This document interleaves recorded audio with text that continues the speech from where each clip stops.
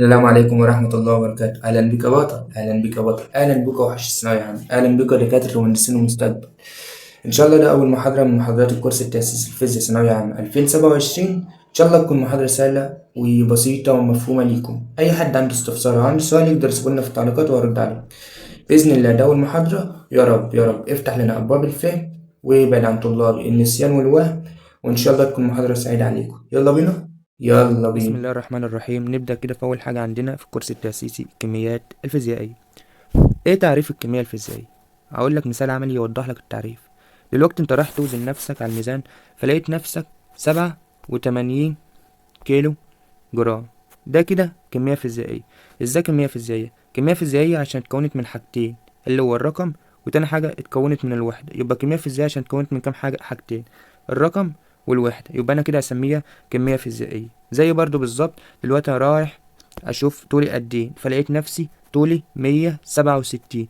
ينفع أقول 167 وأسكت؟ لأ، أنت خليتها كده حاجة مجهولة، فلازم أنت تخليها معلومة بالوحدة القياس. يبقى دي كمية فيزيائية.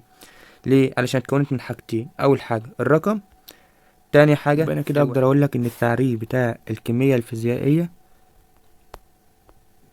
كميه عاديه، بس لازم يتوافق فيها شرطين: رقم زائد وحده قياس. يبقى لو حطينا الرقم بس ما تنفعش، ووحدة القياس بس ما تنفعش. يبقى الكمية الفيزيائية هي كمية بتحتوي على رقم ووحدة قياس. ده كده التعريف. بالنسبة بقى لأنواع الكميات الفيزيائية، هنقسم أنواع الكميات الفيزيائية إلى نوعين: نوع على حسب التعريف ونوع على حسب الاتجاه. نبدأ أول حاجة بالنوع اللي على حسب التعريف. هنقسم الكميات الفيزيائية على حسب التعريف إلى كميتين: كمية هنقول عليها كمية أساسية، والكمية التانية اللي هي الكمية اللي انتوا عارفينها كمية مشتقة. يبقى على حسب التعريف قسمناها إلى كمية أساسية وكمية مشتقة. ايه الفرق ما بين الاتنين؟ الكمية الأساسية كمية موجودة هكذا في الطبيعة، يعني الكمية الأساسية جينا الطبيعة لقيناها موجودة هكذا، ما اشتقتش من حاجة أخرى. على حسب الكمية المشتقة اللي اشتقت من الكمية الأساسية. يبقى الكمية المشتقة جاية منين؟ من الأساسية، على عكس الكمية الأساسية اللي موجودة هكذا. عارف زي ايه؟ نديك أمثلة. الكمية الأساسية عاملة شبه الطوب والرملة والأسمنت اللي هنبني بيه البيت. المشتقة هو البيت نفسه. يبقى البيت جاي منين؟ جاي من الطوب والرملة والأسمنت. نفس النظام، المشتقة جاية من الأساسية. مثال عمل يوضح لك الفرق ما بينهم بسهولة. تعالى بقى نطبق الكلام ده في الفيزياء. الكمية الأساسية زي إيه؟ عندك أول حاجة شبه الطول. الطول كمية أساسية ووحدة قياسه المتر. تاني حاجة شبه الكتلة. الكتلة برضو كمية أساسية، وحدة قياسها الكيلو جرام. وبرضو شبه الزمن، كمية أساسية ووحدة قياسها الثانية. وبرضو شبه مسافة، برضو كمية أساسية ووحدة قياسها المتر. أساسية يعني هي موجودة كذا، مشتقة جاية من الأساسية. تعالى بقى أقول لك مشتقة زي إيه. مشتقة عندك أول حاجة شبه السرعة. هل هي السرعة جاية كده لوحدها؟ لأ، ده مشتقة من حاجتين اللي هي حاصل قسمة المسافة على الزمن. دي كده سرعة. يبقى لما نقسم المسافة على الزمن يبقى سرعة. لو تلاحظ المسافة والزمن كميات أساسية، اشتقنا منها السرعة، يبقى السرعة تسمى كمية مشتقة. نفس النظام العجلة برضو. العجلة بتساوي حاصل قسمة السرعة على الزمن. برضو بص، جت من حاجتين، العجلة مش موجودة لوحدها، لا ده جت من حاجتين، السرعة والزمن، يبقى سميناها كمية مشتقة. سؤال عن الكميات الأساسية والمشتقة. بيقول لك صنف الكميات الفيزيائية الآتية في الجدول التالي. جاب لك الحجم وشدة التيار والضغط والطول والكتلة والعجلة. أول حاجة عندنا هنا الحجم. تيجي بص، لو تيجي تركز كده هتلاقي إن الحجم القانون بتاعه بيساوي إيه؟ الطول في العرض في الارتفاع. يبقى الحجم مش موجود في الطبيعة كده، لا ده احنا اشتقناه بثلاث حاجات، من الطول والعرض والارتفاع. يبقى على طول كده نكتب هنا واحد، الحجم كمية مشتقة. تاني حاجة عندنا شدة التيار. بص، عشان شدة التيار ده أول درس في منهج تالتة ثانوي. شدة التيار بيساوي كمية الكهربية على الزمن. هتقول لي مشتق، أقول لك لأ. ليه؟ علشان محتوارينه في النظام الدولي اللي هو بيقيس مباشرة بجهاز اسمه الأميتر. فان شاء الله شدة التيار هتبقى كمية اساسية، وهتعرف ليه لما تدخل تالتة ثانوي باذن الله، عشان هو بيتقاس بجهاز اسمه الاميتر. اول ما تدخل تالتة ثانوي هتعرف ان وحدة قياس الاميتر فهو كمية اساسية. تالت حاجة عندنا الضغط. لو تركز معايا كده، الضغط ليه قانون، يبقى طالما ليه قانون يبقى كمية، انا قلت لك طالما ليه قانون يبقى كمية ايه؟ مشتقة. الضغط لو تركز كان بيساوي ايه؟ الضغط بيساوي القوة، ايوه، مقسومة على المساحة. يبقى هو اشتق من حاجتين، القوة والمساحة، يبقى على طول الضغط كده كمية مشتقة. الطول والكتلة، انت عارف ان الطول والكتلة واخدينهم على طول كميات اساسية، يبقى 4 و5 كميات اساسية، والعجلة انت عارف ان هي كمية مشتقة. ده حل السؤال. بالنسبة بقى للتقسيمة اللي على حسب الاتجاه، على حسب الاتجاه نقسم الكميات الفيزيائية إلى حاجتين، كميات فيزيائية قياسية وكميات فيزيائية متجهة. يبقى قسمناها إلى حاجتين، كميات فيزيائية قياسية وكميات فيزيائية متجهة. أول حاجة الكميات الفيزيائية القياسية. يعني ايه كمية فيزيائية قياسية؟ بص، كمية فيزيائية قياسية بمعنى الكلام يعني لها مقدار فقط، ملهاش اتجاه. يبقى قياسية لها مقدار فقط. يبقى انت تروح تستنتج على طول، يبقى المتجه لا اتجاه على طول، يبقى المتجه لها مقدار زائد اتجاه. يا سلام عليك، يبقى انت كده هو ده الفرق ما بينهم، كمية قياسية مقدار فقط، المتجه مقدار واتجاه. تعالى افهمك ازاي. بص، القياسية اقول لك زي ايه؟ زي الطول بتاعنا، طول الشخص. لو قلت لك ان الشخص طوله 166 سنتيمتر، كده كمية ايه؟ كده كمية قياسية. ليه؟ عشان انت ما تقدرش تقول لي ان الطول ده في اتجاه ايه. ينفع اقول لك الطول ده 166 سنتيمتر في اتجاه الشرق؟ لا، مينفعش. نفس نظام الكتلة، رحت وزنت نفسك لقيت نفسك 66 كيلو جرام، ما ينفعش اقول لك 66 كيلو جرام في اتجاه الشرق، في اتجاه الجنوب، في الشمال، ما ينفعش. ونفس النظام عندنا الزمن بالثانية. واحد قال لك الساعة كام يا صاحبي؟ قلت له الساعة كام؟ الساعة 3:30. ينفع تقول له الساعة 3:30 في اتجاه الشرق؟ هيقول لك انت عبيط ومجنون. فاهمني؟ فهي دي الكمية القياسية، لا مقدار فقط. على عكس المتجه بقى زي السرعة. السرعة هنا قلت لك كمية مشتقة عشان جت من المسافة والزمن، وبرضه كمية متجهة. ليه؟ لا مقدار واتجاه. لو انا قلت لك العربية ماشية بسرعة 100 متر لكل ثانية، ده السرعة دي خيالية خيالية، يا نهار ابيض، 100 متر لكل ثانية، سرعة صاروخ. لو قلت لك، انا بديك على سبيل المثال 100 متر لكل ثانية، ممكن اقول لك 100 متر كل ثانية في اتجاه الشرق، الشمال، الجنوب، عادي. ونفس النظام العجلة برضه، لا مقدار ولا اتجاه. ونفس نظام القوة. لو انا قلت لك ان شخص قام زج العربية دي في الاتجاه ده بقوة 30 نيوتن، 30 نيوتن في اتجاه الشرق، يبقى لا مقدار واتجاه. يبقى انت عرفت كده الكميات القياسية مقدار فقط، على عكس المتجه لا مقدار واتجاه. عايزين نفرق بين حاجتين بقى، اللي هو المسافة والإزاحة، عشان في ناس بتعتبر إن هي حاجة واحدة، ودي غلط علميا. إيه الفرق بين المسافة والإزاحة؟ بص، هنرسم مثلث ونعتبر إننا في شخص عايز يروح بيته اللي هو موجود هنا. فأنا سألت أي واحد في الدنيا دي كلها، قلت له الشخص ده علشان يروح بيته قدامه كام طريقة؟ أقول لي يا مستر قدامه طريقين، الطريق الأول والسهل بالنسبة له، والطريق التاني اللي هو ده. الفرق بين الطريقين هو الفرق بين المسافة والإزاحة. لو مسكنا الطريق الأول، مسكت أول طريق، ده الطريق ده أسهل، صح كده؟ ليه؟ علشان بيمشي بخط مستقيم طوالي كده، ما بيحوتش وكده. فطالما بيمشي بخط مستقيم يبقى ده الطريق السهل، يبقى ده يسمى إزاحة. على عكس الطريق التاني، ده الطريق التاني أنا هنمشي كده وبعدين نرجع نمشي كده. يبقى طالما قطع مسافة كلية من نقطة بداية لنقطة نهاية، مسافة كلية، يبقى ده المسافة اللي هي المسافة الكلية من نقطة البداية لنقطة النهاية. إنما أقصر خط مستقيم بين نقطة البداية ونقطة النهاية دي تسمى إزاحة، اللي هو الطريق التاني. يبقى الفرق بين المسافة اللي هو بيقطع المسافة الكلية، إنما الإزاحة بيقطع أقصر خط مستقيم بين نقطة البداية والنهاية، بيختصر يعني معنى الكلمة كده، يبقى ده إزاحة. وعندنا حاجة مهمة جدا، المسافة كمية قياسية. يعني كمية قياسية يعني لا مقدار وملهاش اتجاه. تعالى حدد لي الاتجاه هنا، هتقول لي الاتجاه في الجنوب، طب في الشرق. انا هقول لك الاتجاهات دلوقتي بس نشرح الحتة دي. جنوب، الشرق، لا ده ليه اتجاهين ايه؟ هتحدد من انه اتجاه بالظبط. فالمسافة كمية متجهة المسافة كمية قياسية. ده ليه اتجاهين هنا، هتحدد من انه اتجاه بالظبط. فالمسافة كمية قياسية على عكس الازاحة. ده بص ماشي في اتجاه واحد اهو اللي هو الجنوب الشرقي.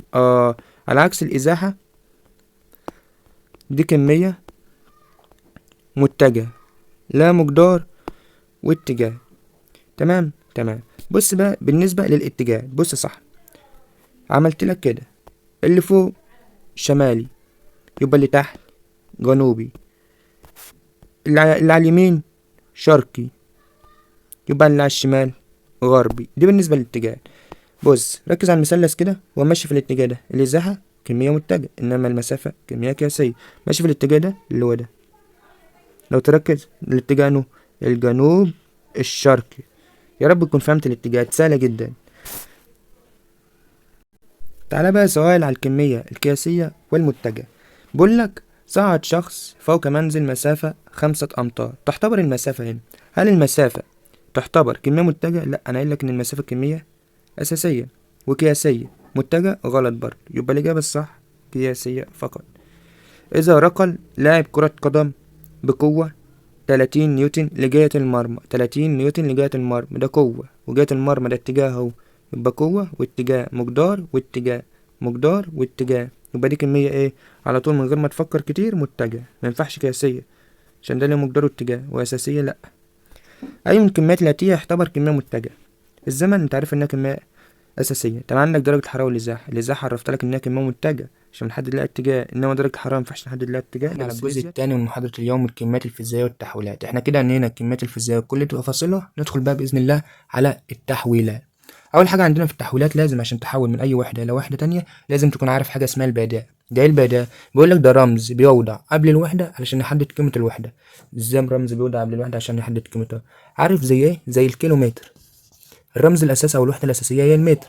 طب والكيلو ده اللي هو عبارة عن 1000 متر، انت حطيته قبل المتر عشان تحدد قيمة الوحدة. برضو زي لك 180 سنتيمتر، الوحدة الأساسية المتر. برضو انت حطيت السنتي قبل المتر عشان تحدد كل ده طوله معين يعني، فاهمني؟ برضه عندك حاجة تانية زي ايه؟ زي مثلا واحد راح يوزن نفسه لقى نفسه 80 كيلو جرام. الوحدة الأساسية الجرام، بس انت حطيت الكيلو عشان تدل ان ديت قيمته العددية الحقيقية، فاهمني؟ فهي دي البادئ اللي هو رمز بيوضع قبل الوحدة عشان يحدد القيمة العددية بتاعت الوحدة. ندخل بقى مع بعض على البادئة. البادئة يا اما صغيرة يا اما كبيرة. الصغيرة تقول لي أصغر من الوحدة، هقول لك صغيرة تقول لي أصغر من الوحدة، إنما الكبيرة تقول لي أكبر من الوحدة.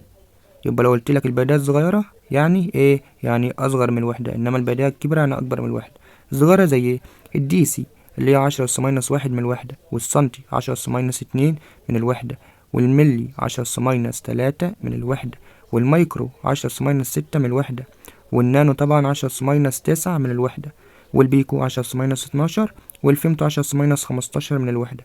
ده كده بدايات صغيرة لازم تكون حافظها بأرقامها علشان تحول من أي وحدة لوحدة أخرى. تمام؟ سواء واحدة منهم، أي واحدة منهم لازم تكون حافظها.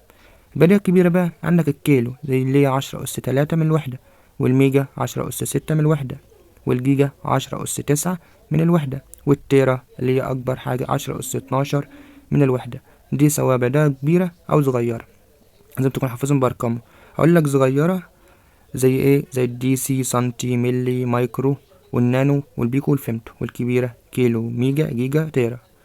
صغيرة أصغر من الوحدة، كبيرة أكبر من انا بقى الوحدة. شويه قواعد عندنا هنا عشان تكون فاهم الدنيا. عندك اول حاجه في المساحات، المساحات بتبقى بالمتر مربع. يعني مثلا لو جاب لك المساحه بالسنتيمتر مربع وعايز احولها لمتر مربع، ما انت عارف ان السنتي بدايه صغيره وقيمتها 10 اس-2 من الوحده، فالمفروض عشان نحول من السنتي للوحده هنضرب في 10 اس-2 بس متربعه، فتربع الوحده على طول، تربع السنتي.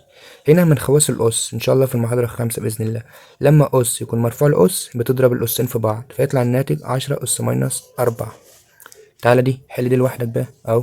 من ملي متر مربع، ما انت عارف ان الملي ده بداية صغيرة وقيمتها 10 اس-3، عايز نحولها لمتر مربع فتضرب على طول من الصغير للكبير تضرب في اس سالب ومتربع. وانا قلت لك في خواص الاس لسه هناخدها في المحاضرة الخامسة، اس مرفوع الاس تضربهم في بعض يبقى 10 اس-6. دي بالنسبة للمساحات سهلة خالص، بس خليك فاكر من صغير للكبير تضرب في اس سالب، او من صغير لكبير ضربت في اس سالب، من كبير لصغير لو عايز تعكسها تضرب في أس موجب، من صغير لكبير ضربت في أس سالب. تمام. تعالى بقى للحجوم. الحجوم بتبقى متر مكعب، يعني مثلا عايز نحول من سنتيمتر مكعب، يبقى ده صغيرة قيمتها 10 أس ماينس 2، عايز نحولها للكبير، يبقى الصغير للكبير تضرب في 10 أس ماينس 2 اللي هو أس سالب أس 3، أس في أس تضربهم في بعض يبقى 10 أس ماينس 6. طب مليمتر بداية صغيرة قيمتها 10 أس ماينس 3، يبقى 10 أس ماينس 3 مرفوع الأس كام 3، يبقى 10 أس ماينس 9. طب اللتر قيمته عشان تحول من اللتر، احفظها بقى، عشان تحول من اللتر للمتر مكعب هتضرب على طول في 10 أس ماينس 3، احفظها بقى. حاجة أخيرة بقى قبل ما ندخل على الأسئلة، الكتل والزمن. تمام. عايز نحول من الطن للكيلو، ما انت عارف ان الطن بيساوي 10 أس 3 كيلو. فانت هتحول من وحدة كبيرة لوحدة صغيرة تضرب في أس موجب، يبقى في 10 أس 3.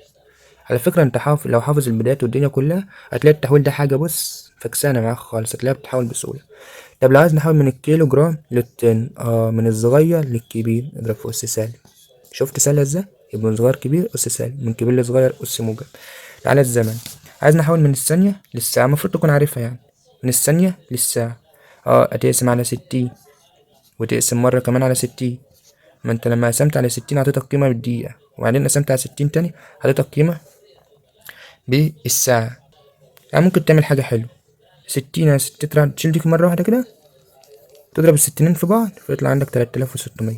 طب لو عايز أحول من الساعة للثانية هتضرب في 60 في 60، فالساعة لما تضربها في 60 تديك قيمتها بالدقايق، بعدين تضربها في 60 تاني تديك قيمتها بالثواني، يعني هتضرب في 3600. يبقى من الثانية للساعة قسمت على 3600، من الساعة للثانية ضربت في 3600. يلا ندخل على الأسئلة مع بعض. يلا بينا نحل شوية أسئلة مع بعض. أول حاجة عندنا سؤال سهل بيقول لك 500 ملي متر بيساوي كام متر؟ أنت عارف الملي 10 أس سالب 3، وأنت تحول من صغير لكبير هتضرب على طول في أس سالب، يبقى 500 في 10 أس ماينس 3.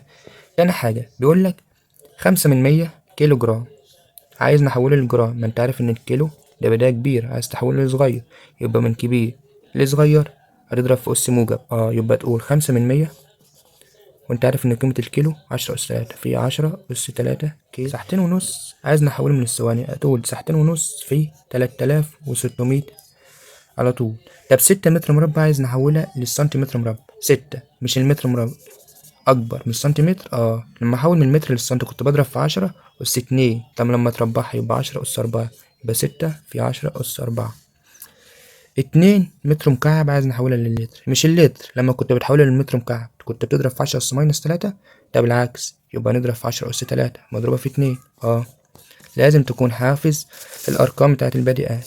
90 كيلومتر على الساعة بيساوي كام متر على الثانية؟ واحد أشوف السؤال يقول لي أنا ما خدتش حاجة زيها، أقول لك ركز معايا، كيلو وساعة. هنا جاب لك إيه بدقيقتين، عايز أحول 2 مع بعض. واحدة في البسط اللي هي 90، حول البسط لوحده والمقام لوحده، يعني تاخد 90 من كيلو لمتر كنت بنضرب من كبير لصغير نضرب في 10 أس 3. طب من ساعة لثانية حولها في المقام، دي في المقام اهي، يبقى 1 في 3600. شوف الناتج قد ايه، هو ده الناتج. تمام. بيقول لك 1 جرام على السنتيمتر مكعب، نفسها بقى زيها بالظبط اهو، حول البسط لوحده والمقام لوحده. 1 جرام، الجرام عشان تحول من جرام للكيلو جرام، من الصغير للكبير تضرب في أس سالب، يبقى 10 أس 3.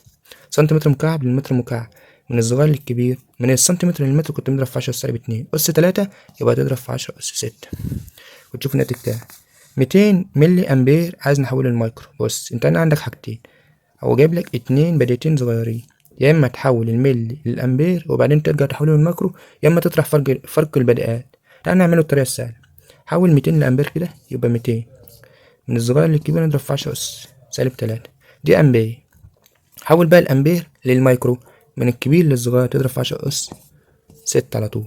طب مع 10 أس 6 هيروح مع 10 أس سالب 3، يبقى تضرب 200 في 10 أس 3. أنا بقول لك التحويل يعني، بص عشان تكون سهل عليك، خد ال 200 رجعها لأمبير وحول من أمبير لمايكرو على طول عشان تكون سهل عليك. بمرور الوقت أنت تعرف فرق بين البدايات مع بعضها وهتضرب على طول في الناتج. تعال حاجة جديدة، بقول لك 36,000 كيلو متر عايز نحولها للميجا متر، برضه نفس النظام، خد ال36 في 10 أس 3، عايز نحول من كيلو متر رجعها لمتر، من الكبير للصغير تضرب في 10 أس 3 برضه، ده الناتج. عايز نحول من المتر بقى للميجا متر تضرب في 10 أس ماينس 6. شفت الفكرة؟ حولت ده للمتر، ضربت في 10 أس 3، وبعدين خدت المتر حولته للميجا، ضربته في 10 أس 6. هو ده الناتج. ده بالنسبة للتحويلات والكميات الفيزيائية يا حبايب قلبنا. يا رب يكون أي كلمة قلتها على لسان تكون واضحة ليكم، ويكون الدرس مفهوم معنا. ودي أول محاضرة بإذن الله من محاضرة الكورس الأساسيات. إن شاء الله نستمر مع بعض. وأي سؤال أو أي حاجة واقف معاكم، أي سؤال واقف معاكم، أي حاجة اكتبها لنا في التعليقات وهنرد عليك إن شاء الله. يلا، السلام عليكم.